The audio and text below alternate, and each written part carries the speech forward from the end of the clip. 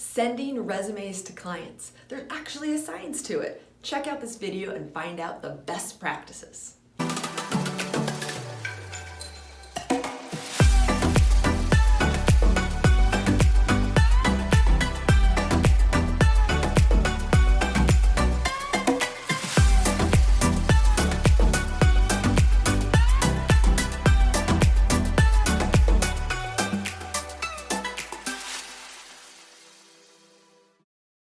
Hey, welcome to the Millionaire Recruiter. I'm Brianna Rooney, your Millionaire Recruiter. And if you haven't yet seen this channel before, it's all about making you the next Millionaire Recruiter. So exciting, let's get to it. Okay, so you have a resume to send to your client. Exciting, the very first step in hopefully placing this person and making some great money. Now, you want to set yourself apart from all of those other recruiters and you want to be that millionaire recruiter, which means you need to make sure that when you are sending a resume to a client, that yours stands out and you're giving the client as much information in order to make this placement happen. And yes, this again is the first step, so it's really important. Now, once you develop a really great relationship with the client shouldn't even have to open that resume to know that they want to talk to that person. All of your details should be so clear and they should trust you and trust that you know what they're looking for to just be like, yep, want to talk to this person, and that's what makes you the millionaire recruiter. So what does that include? Well, of course, the intake is what sets you apart in the beginning. The intake meaning when you spoke to the candidate or when your colleague spoke to the candidate and they found out why they're looking, what they're making, what they want to make, what companies they're interested in, what industries, like all of those things, right? Now, you can't send the same intake to every single client. So like we talked about, you do want to have candidates you can send to multiple clients. That's how you can really become a millionaire recruiter, right? That's how you service your candidates really well because you have great options. However, remember, you have to still put a lot of great quality work into your clients. Therefore, every client is different, just like every candidate is different. So, for example, let's just say Google is your client and Facebook is your client. Well, they're probably looking for different people, and there's different motivations for each. They're different companies, right? So, but yet your candidate is interested in both. But again, for different reasons. So you're gonna send it out and you're gonna state why the candidate is interested in this particular client, whether it's the industry, the people, the fact that they're super successful, whatever that reason is, you have to let them know.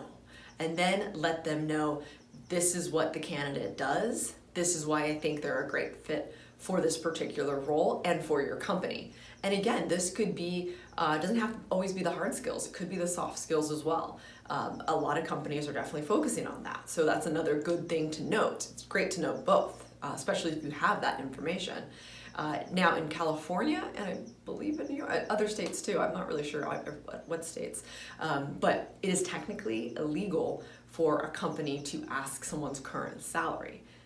However, we're like that gray area. So you still want to get that information because it's still relevant, but you also want to know what someone wants to make, right?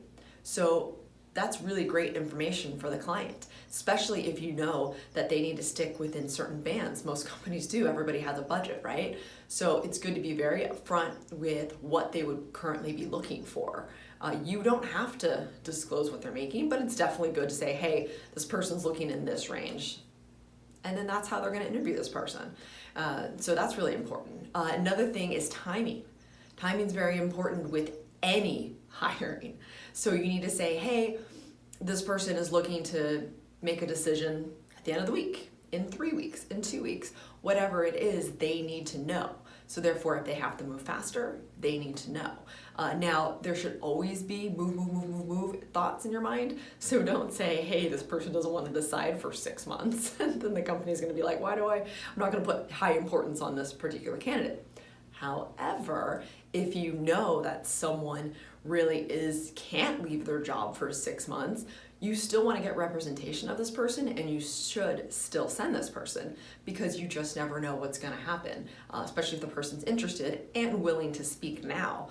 There's been lots of different cases. For example, we had someone last year that said, hey, look, I'm getting paid out on a bonus. I have to stay another like 4 months, but I'll interview now.